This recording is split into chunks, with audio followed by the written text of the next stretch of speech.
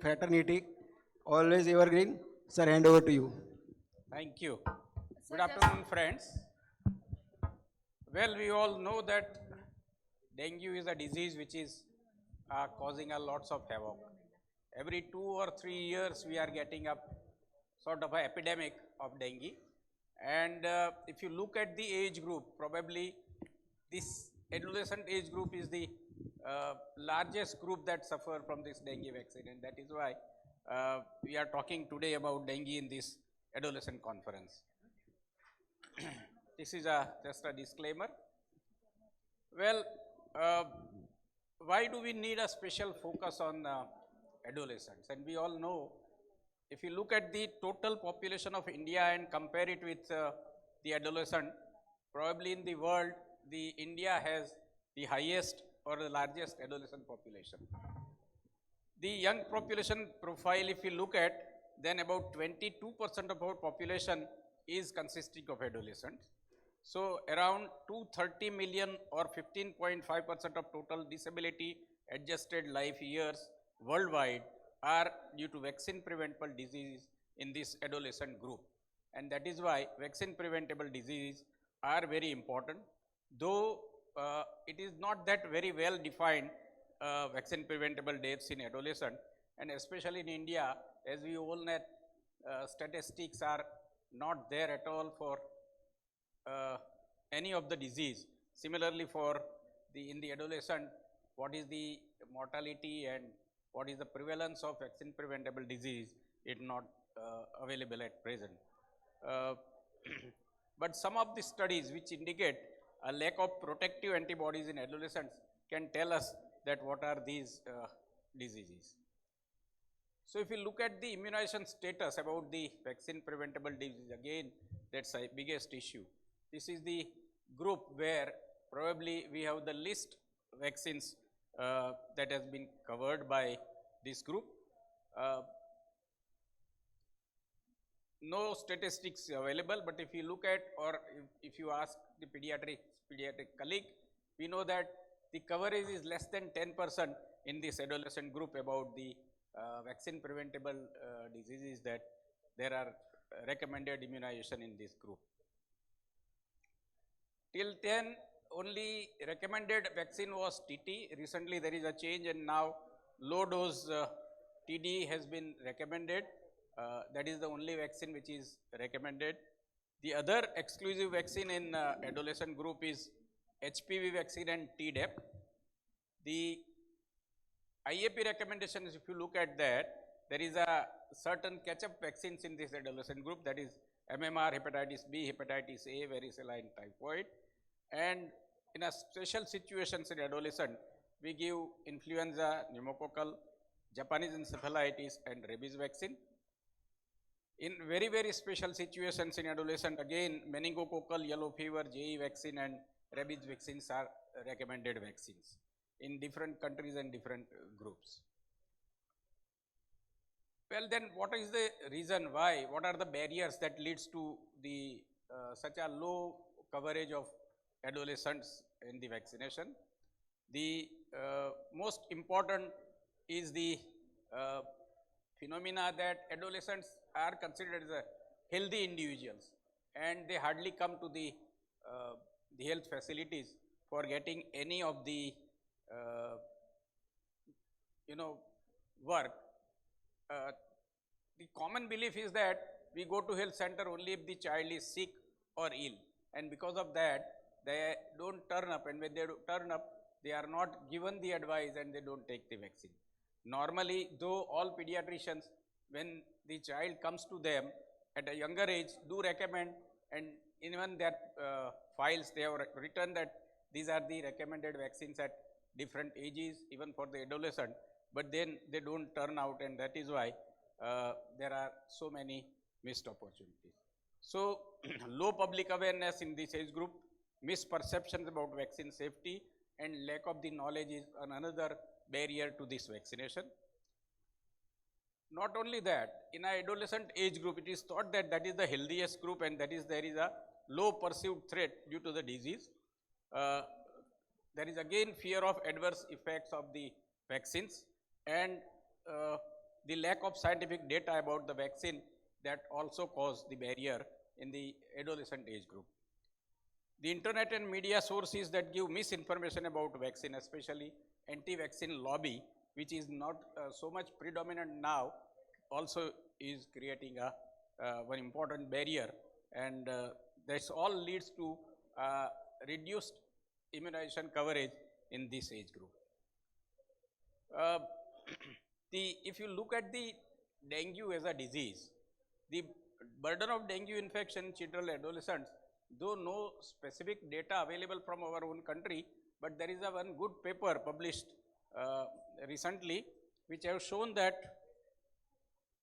the burden is almost in 2021, there were 21.6 billion dengue cases among children, adolescents globally, and out of that, in India also, there was about 48.4% of the global dengue cases in India. The adolescent aged 15 to 19 years had the highest increase in the incidence in last 6-7 years, and the children under 5 years had the lowest incidence, but the highest deaths that was there. So there was a greater severity in children less than 5 years, but the number of children suffering from the disease was highest in the adolescent age group. So this is what the one another study showed, that what is the burden of dengue infection in India. This was a cross-sectional population based serology study where they looked at the positivity, serology positivity rate in different age group from 2017 to 2018, and what was found that overall seroprevalence of dengue infection in India was around close to 50%, 48.7%. And if you look at the age groups, from 9 to 17 years, almost 41% of the population was seropositive, suggesting that this group had the highest seropositivity, that is, they suffered, the highest number of children suffered from this age group. So if you look at the data from National Vector-Borne Disease Center, in 2024, they reported total cases of 2,33,519 and total deaths 297. But this is a very, very low number. This is just like a peak of the iceberg, where the it is different studies, statistical study have shown or suggested that this is almost close to 300 times more dengue cases than what has been reported by the National Vector Control Disease Center. So there is always a question that do we need to have a relook at adult immunization? Why such a situation in our country? And one paper by our own Vipin Vasist had shown that if you look at all the diseases that is there during this adolescent age group, dengue poses a great problem, and it has higher incidence than that of 17 other conditions, including JE and hepatitis B. So probably this has the highest disease burden in this 15 to 20 years age group, and so we need to include this as after HPV vaccine, second important vaccine as the dengue vaccine in this age group. So from this background, I would ask my two panelists, who are very well known to all of you, that what has been the reason for increase in dengue in recent years? From, if you look at the data from 2017 to now, there is almost threefold rise in the number. So why? So Tushar, can you take up this question? Yeah. So good afternoon, everybody. And I do agree that we all see that this globally, this is the fastest spreading vector-borne or arthropod-borne viral disease which we are seeing. And we see that in last 5 decades, there is 30 times increase in the cases.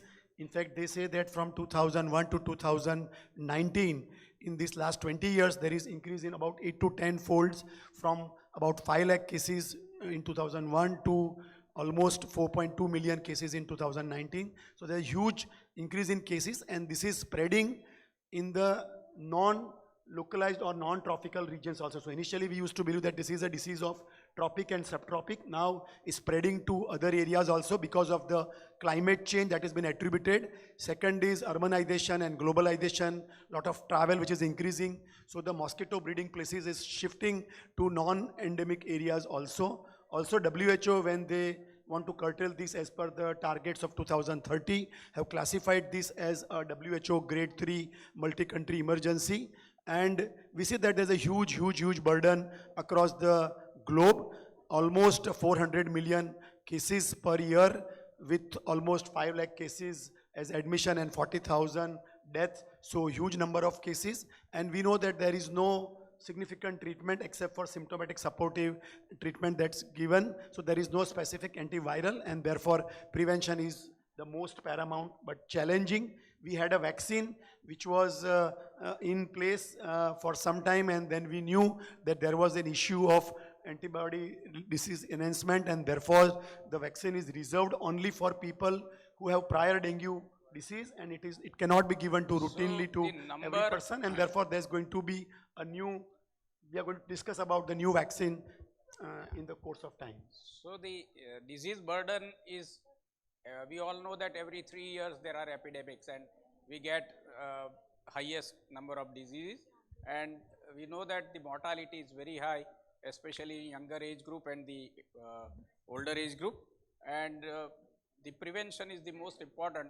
But as we all know that vector prevention is a big challenge, and that is why the most important way we can prevent the disease is by vaccine. So Rakesh, what are the challenges that are associated with developing dengue vaccine? Let us try to be brief as time is also. Good afternoon, friends.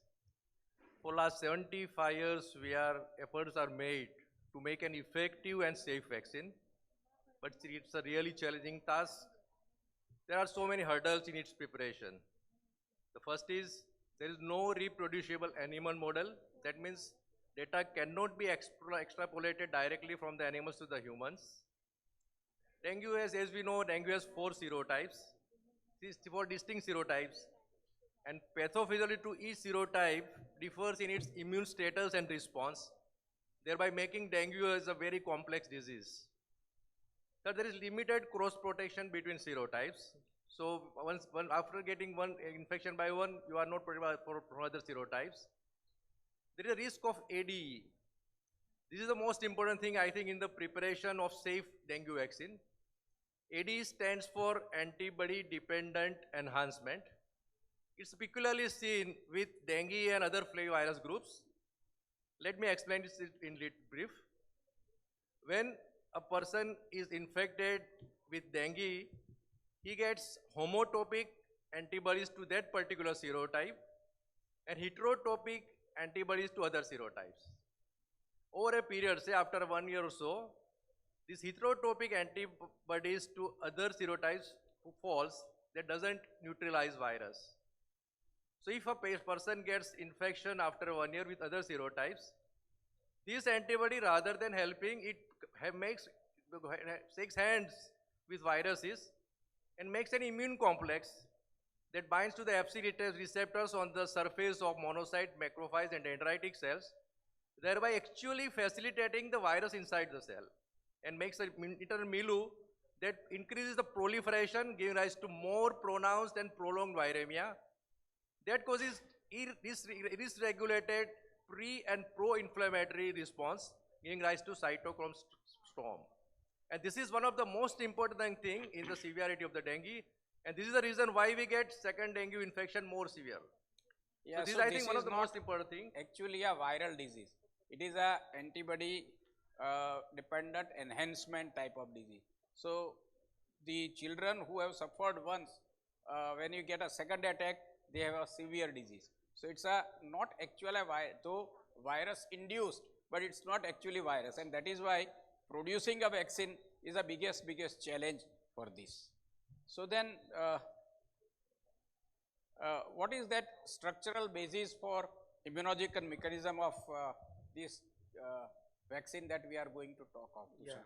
So this Takeda vaccine, which is Dengue, has a different structural mechanism or immunological basis as compared to the previous vaccine, which was by Sanofi, Dengvaxia.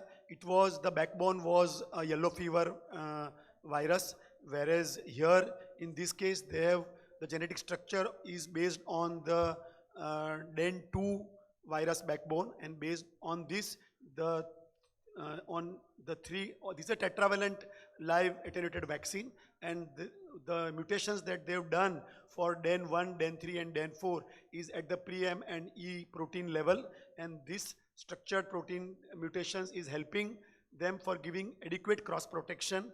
It is giving both humoral and cell-mediated immunity, and it is also giving antibody against NS1, that is non-structural proteins. So it is a better genetic backbone, and it gives innate immunity, humoral response and cell-mediated response both at CD4 and CD8 level.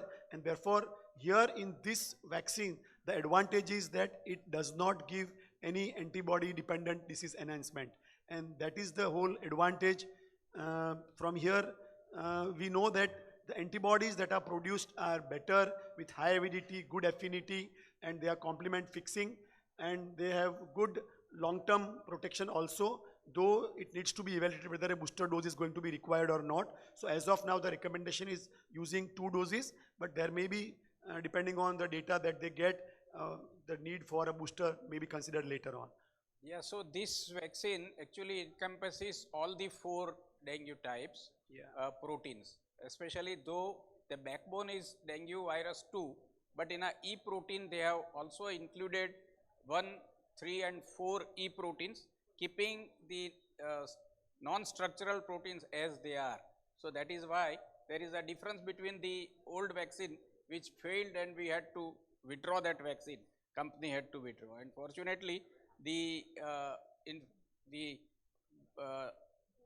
seropositiveness continues for almost 4.5 years in this vaccine. So these are the 2 advantages of this vaccine. This is the there is trial. adequate cross protection to DEN1, Yeah. DEN3 and DEN4, and there is no disease enhancement. So then, Rakesh, what are your views on the global clinical development program of this Takeda vaccine? Because this is a global disease and the different types of serotypes at different countries. So how the whole program or the clinical trials carried out in all over the world? So there is a comprehensive global clinical development program for this vaccine. As per WHO recommendation, it has been tested in 14 countries globally. Out of these, 8 countries are endemic for dengue and 6 are non-endemic. More than 20 phase 1 to 3 trials have been carried out. There are more than 20,000 participants. Out of these, ranging from 1.5 years to 60 years, and both seronegative as well as seropositive persons are included. For the trial that is going on is called TIDES, that is a tetravalent immunization against dengue efficacy study. It especially focuses on it's a trial in 8 endemic countries involving more than 20,000 volunteers, who are out of this around 78% are, sir, next slide please. 78% are positive, 22% are negative, and data has been collected after part 1, 2 and 3 study, that is after 1 year, 18 months and 554 months, and these data have been compiled for its immunogenicity, safety and efficacy, and it is as per WHO recommendation this study is done, and both volunteers having dengue with previous or infection or not have been included in this trial. So it's a very extensive, comprehensive trial carried out by this Takeda company. Yeah, so world over, the study has been done in those countries which are endemic and those countries who are non-endemic, to look at what are the different type of scenarios and how the vaccine works there. They looked at endemic countries, and the trial continued in very promising results from all the countries, and this is a large number of children which are enrolled for the study. So let's try to see what is the efficacy of this vaccine against dengue. the overall vaccine efficacy against the vaccine virus confirmed dengue disease and virus confirmed hospitalized patient. If you look at that, there is a 80% of efficacy against all virus confirmed disease and almost 90% against the hospitalization at month of 18 after the vaccine was given. Now, if you look at the overall vaccine efficacy against the vaccine confirmed disease and hospitalized was also irrespective of the sero status. We all know that the last vaccine which was withdrawn had an issue in a seronegative children, but here if you look at seronegative and seropositive compare, the vaccine efficacy is fairly high. It is 66.2% in a seronegative and almost 76% in a seropositive. Similarly, for the hospitalization, in a seronegative it is 88% and in a seropositive it is almost 91%. So, if you look at the cumulative vaccine efficacy against the confirmed disease at 4.5 years, that is the long term effect of a vaccine, then overall was 16.2%. In a seronegative group, it was 53.5% and seropositive group, it was 64.2%. And this continued till almost 5 years when the study was ended at that time.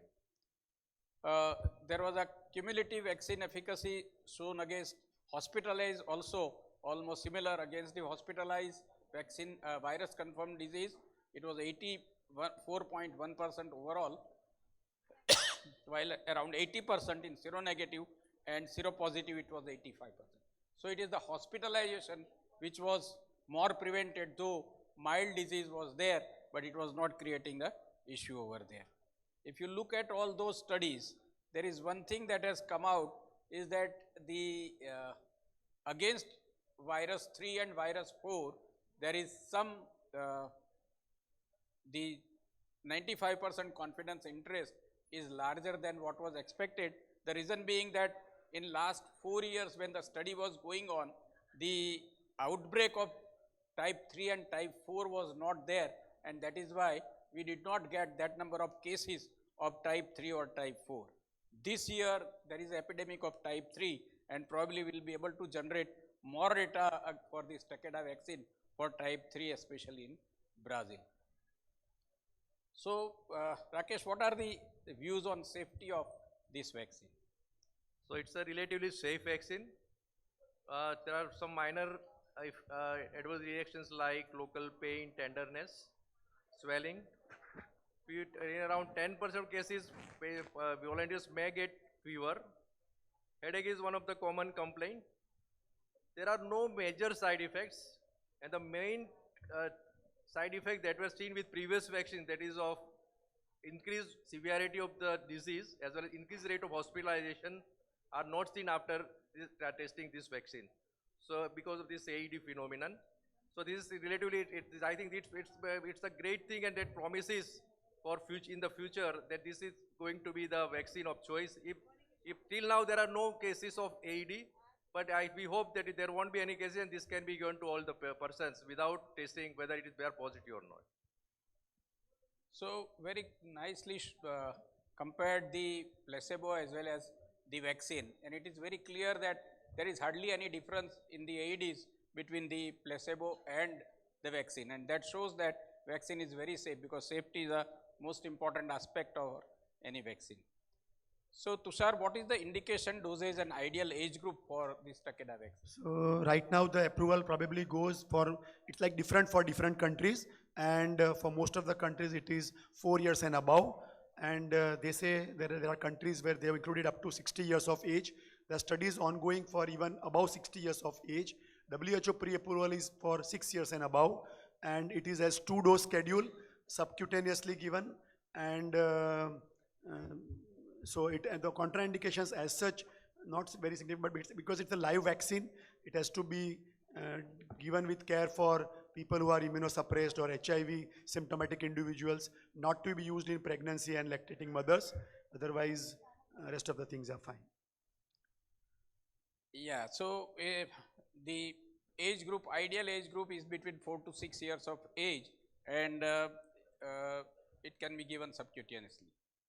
Now, there are some of the countries over world has already licensed this vaccine. India, they have already applied. So what is the situation that in August 2022, the vaccine was first approved in Indonesia for ages of 4 years and above. In 2022, the European Union also gave a positive opinion and approved for use in children 4 years and above. In 2023, the vaccine is approved in UK and Argentina for ages 4 years and above. It was approved in Brazil, Thailand and Colombia in the same year for ages 4 years to 60 years. In 2024, the vaccine was approved in Malaysia, Vietnam, Israel, Switzerland, and in 2024, same year, WHO position paper on dengue vaccine was published, and WHO pre-qualified this vaccine.